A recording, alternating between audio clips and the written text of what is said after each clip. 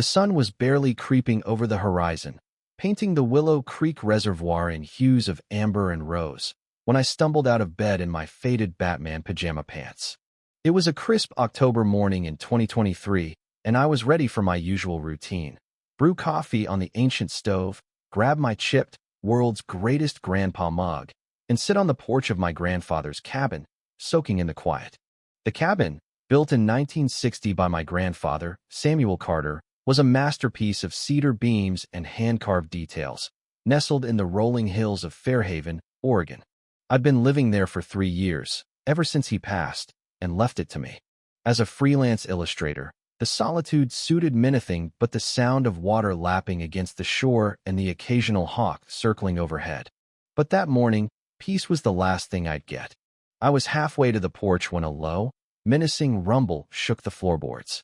At first, I thought it was a logging truck on the county road, but the noise grew louder, closer, until it felt like it was right outside.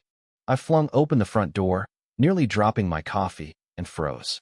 A hulking orange excavator loomed 30 feet from the cabin, its metal arm poised like a predator sizing up its prey. Behind it stood a woman I vaguely recognized from neighborhood meetings, Eleanor Price, the president of the Willow Creek Homeowners Association. She was decked out in a knockoff power suit, clutching a clipboard like it was a royal scepter, her brunette bob styled with the precision of someone who thrived on control. Her smile was all teeth, the kind that made your gut twist. "Excuse me," I shouted, jogging toward her barefoot, coffee sloshing over the rim of my mug. "What the hell is this?" "That's my house you're aiming at." Eleanor turned, her smile unwavering, and sized me up like I was a stray dog. "Oh, you must be the resident," she said, her voice syrupy with fake warmth. "I'm Eleanor Price, president of the Willow Creek HOA. We're launching an urgent enhancement project to elevate community standards. This structure," she waved at my cabin like it was a pile of junk, "violates our aesthetic guidelines and must be removed for our new reservoir trail." I stood there, brain scrambling to catch up. "Hold on, you can't just tear down my house. I live here. This is private property." Her eyes glinted with something cold. "I'm afraid you're mistaken. HOA bylaws allow us to remove any eyesore after proper notification." She held up a single sheet of paper. "This is your notice. Demolition starts now." Before I could argue, the excavator roared to life. The operator, a stocky guy in a hard hat who wouldn't look at me, swung the arm toward the cabin. "No, stop," I yelled, but it was too late. The claw smashed into the porch, splintering wood like it was kindling. The sound was gut-wrenching, like the cabin was crying out.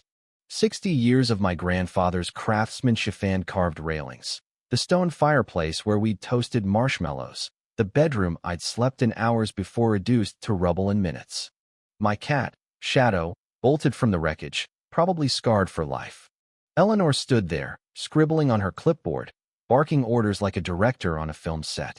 When it was over, she marched over and shoved a stack of papers at me. "You have 24 hours to clean this up," she said, her tone now sharp as a blade.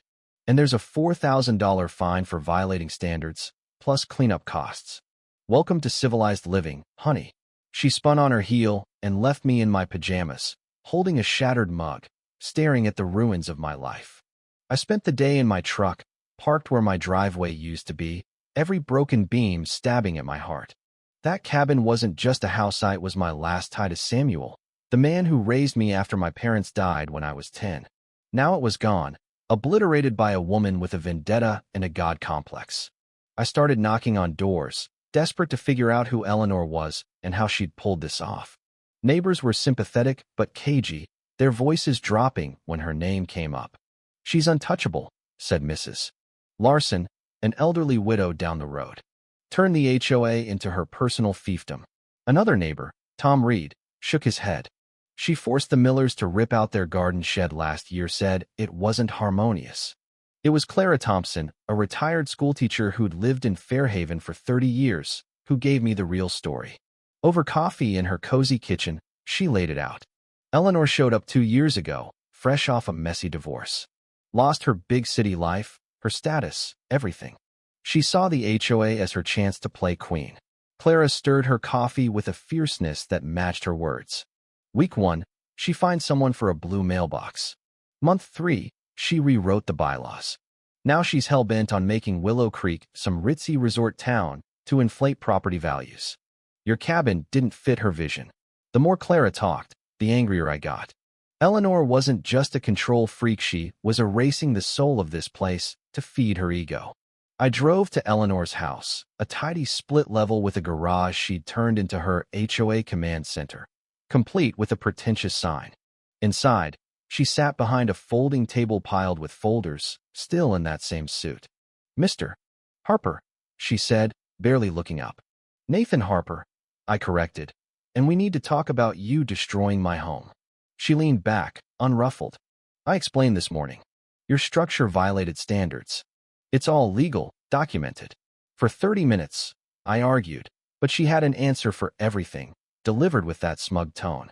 The cabin was a blight, the demolition an emergency, the fines standard procedure.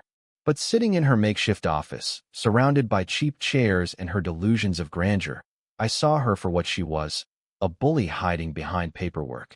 If she was just playing at power, maybe I could outplay her. Clara called me back that evening. "Nathan, there's something your grandfather left. He told me to give it to you, if anyone ever messed with the cabin." In her basement, she pulled out an old cedar box, its hinges green with age. Inside were documents yellowed but pristine, including a 1962 land survey.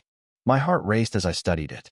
Samuel hadn't just owned the cabin's lot. He'd owned a 300-foot strip of reservoir frontage, far beyond what I'd known. The HOA's clubhouse, Eleanor's trail, even the community dock all sat on my land. "Are you seeing this?" I asked Clara, holding up the deed. She tore down my house on my property. Her whole empire's on my land. Clara nodded, a glint in her eye. "Samuel always said if the community got too big for its boots, the Carters had leverage." I pored over the documents, cross-referencing property lines. Samuel had been a master carpenter, but also a shrewd planner. He'd bought 150 acres in 1962, subdivided it to create Willow Creek, and sold off lots while keeping the reservoir frontage.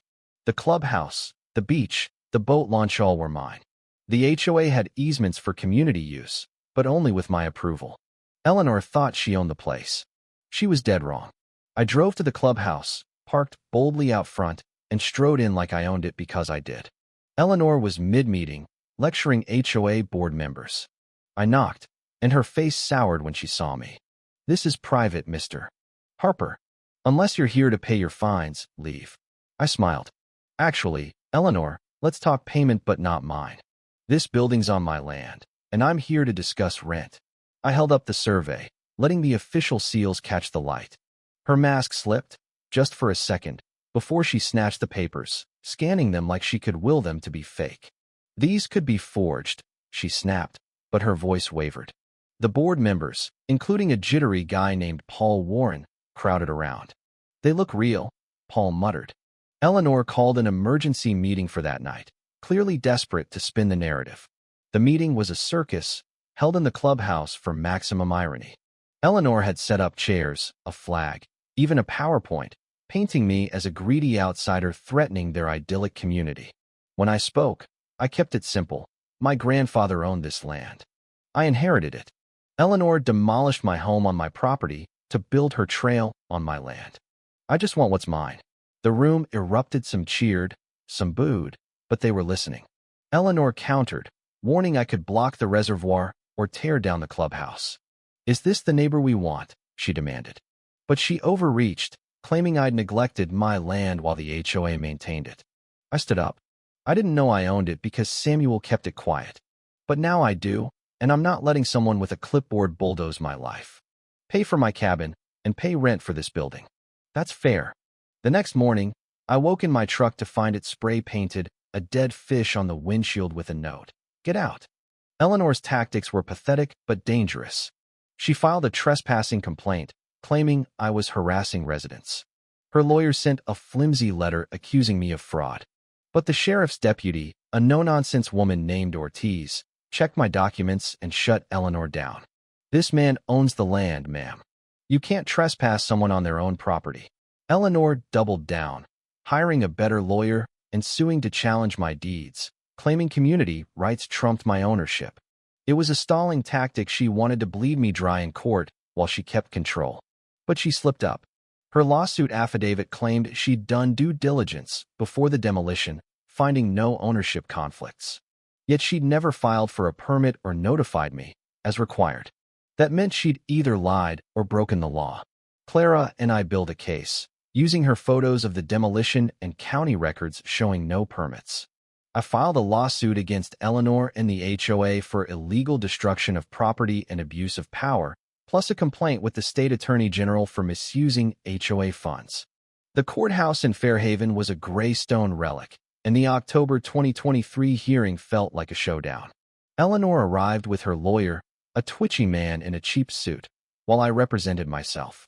My case was airtight: deeds, surveys, tax records, and Eleanor's own affidavit proving her misconduct. When Judge Larson asked for the demolition permit, Eleanor admitted there was none, calling it an emergency. The judge's eyes narrowed. An emergency that justified destroying a man's home without notice? Eleanor rambled about her HOA authority, but Judge Larson wasn't having it. "Do you believe HOA bylaws override state law and due process?" he asked. Her lawyer couldn't save her. The ruling was brutal. Eleanor owed $110,000 for the cabin's replacement, plus fees. The HOA was dissolved for illegal practices. Eleanor had to apologize publicly and was referred to the DA for possible criminal charges. She left the courthouse pale, her empire in ashes. She tried one last jab in the parking lot. "I'll appeal." "You faked those documents." I just looked at her. "It's been over since you touched my cabin, Eleanor.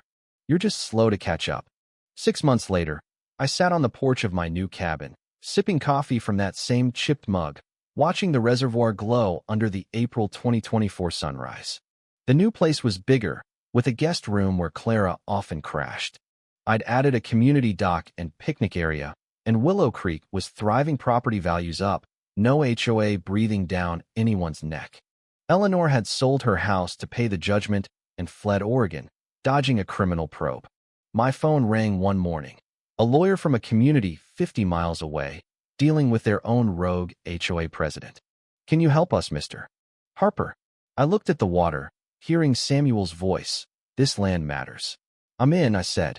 "Some fights are worth it, not just for you, but for everyone who comes next." "So what do you think? Was Eleanor's biggest mistake underestimating me, or was it her blind obsession with control? Should I have pushed for jail time, or was the financial and social ruin enough? And what would you do if someone tried to bulldoze your life, fight like hell, or walk away? Drop your thoughts below, hit that like button if you love seeing justice served, and subscribe for more stories of karma in action. Let's keep this conversation going.